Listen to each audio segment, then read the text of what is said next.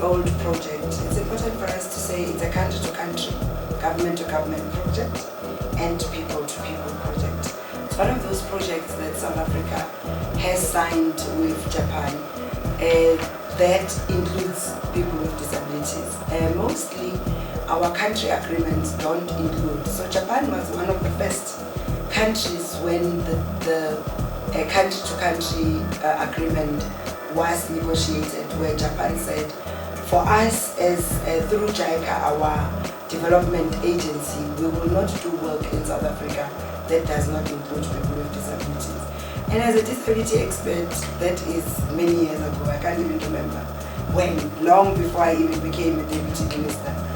Many years ago, I remember the very first trip was a group of us going to Japan in the 90s and spending a week. That is how, like immediately 1994, that was the first group of disabled South Africans who went to Japan. Not with government, as disabled people and their organizations. And we were negotiating at the invitation of Japan to say, we would like to be signing our agreement and, you know, as the new democracy and the new South Africa, but as the government and the people of Japan, we take seriously the rights of people with disabilities. We might be providing all of the technologies and expertise and at the level where they can live independently, but you are at the expense of the inherent rights and dignity. Let's come together. So it's one of those projects that has been, that actually truly represents international relations in the real sense of the word. It's not international relations and cooperation on paper, it's real.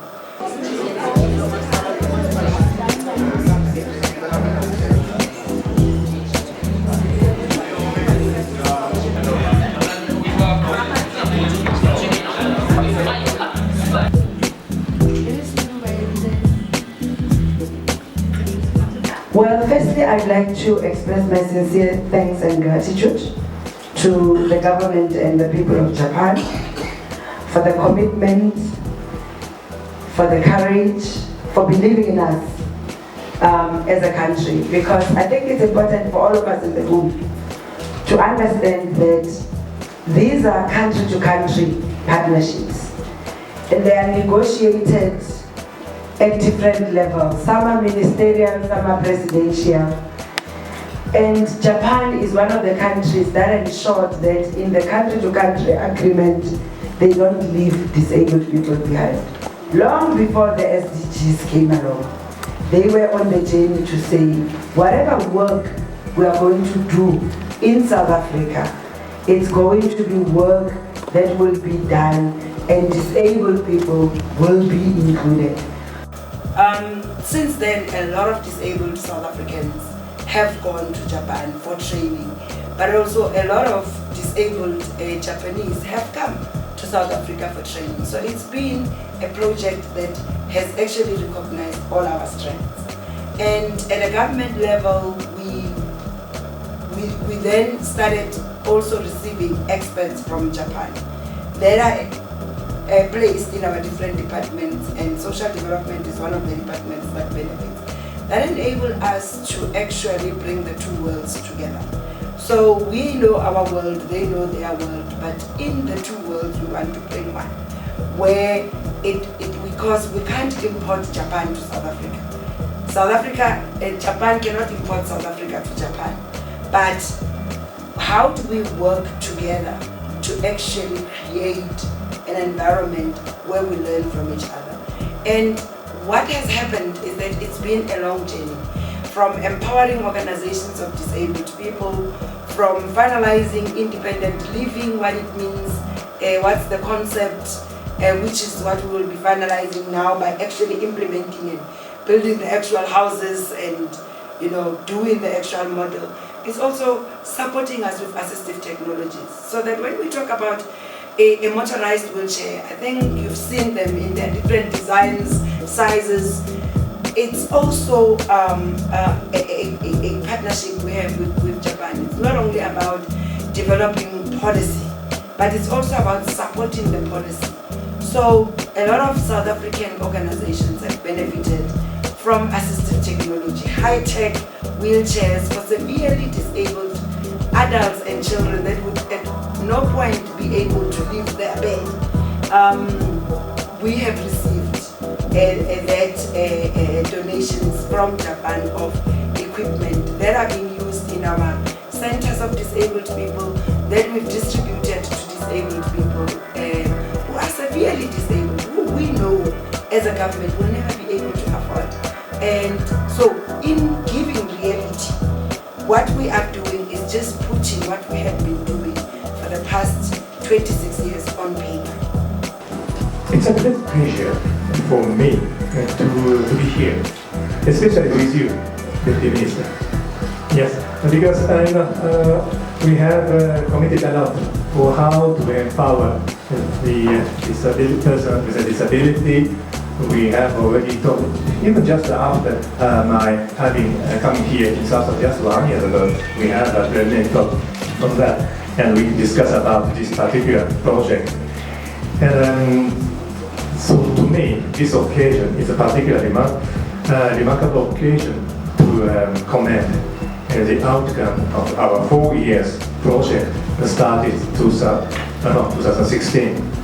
Okay. I'm Ambassador of Japan to South Africa.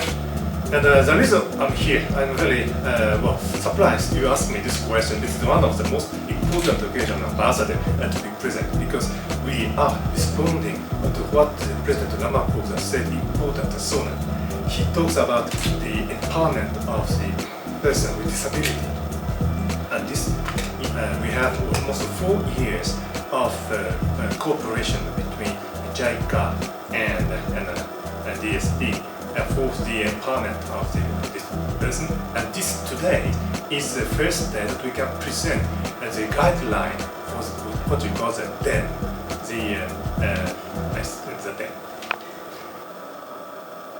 The next phase with us and with JICA is to strengthen and empower parents of disabled children, to really have a vibrant movement, mobilized parents of disabled children who will be able to put and test the guidelines, who will demand the services in the way that it should be provided, who will also make themselves available as the human resource to provide the service, who will also ensure that their children live the best lives, but who will also know where to go for what. And that, for us, is the cherry on top. We did pilot sites in the 4 years where we've piloted the guidelines, where we've created certain structures. And as we implement the guidelines, as an example, Ilembe in KZN is one of the local municipalities. As we empower communities, as we empower parents, even that disabled child that was locked up in that back room comes out. And now, as communities bring those children out, they have nowhere to be taken to. So the areas are chosen because they were pilot sites. And because the community is aware, the community is mobilized, the community is supportive, we are saying, let us not lose the momentum. Let us build the disability centers to consolidate that energy. And that centers are going to provide the comprehensive service to people with disabilities. So for the sole purpose of the testing, it is the 2 pilot sites, which is Makado. What I, as the leader of the project, is saying to JICA is, it's not going to be Makado in the town. It's going to be Makado in the rural aspect of Makado. And that is what I make it as a must, because at the end of the day, they are going to help us build the centers. But it is our responsibility as social development to ensure they are operationalized. So the centers are determined based on where the pilot sites have been, because we want to consolidate and to make sure that the model, because it was a pilot site, the other aspects requires infrastructure. Let's provide the infrastructure, let's provide the assistive devices, so that we then can say, here is the model, we've tested it, this is how it works. We've built the center, we finished, which is in KZN. That is why KZN is ahead of all the provinces, because their disability center has been built, it's functional, it's operational, and it is doing amazing. So it's consolidating. So more and more children are coming out. We are busy with the disability center in Mpumalanga, which is our next pilot site of the next phase of our partnership with JICA. And we have built a center in the Northern Cape, in Abington, which will also be that we've launched a few months ago, which the Northern Cape is going to be another pilot site. So we will then have a disability center in Mpumalanga that will consolidate. We're building in Makalo, we're building in Kwakwa, and then now we have one that we finished in Abington in the Northern Cape. So that is to say, we've changed the mindsets of the people. We've raised the expectation and empowered disabled people on their rights and responsibilities. Now they are geared up. We are now saying this is where you can go and do, leave your child for ECT as a parent, do your network, have access to your computer lab. All of these we are bringing it together so that then infrastructure and services can be tested in the villages. Yeah.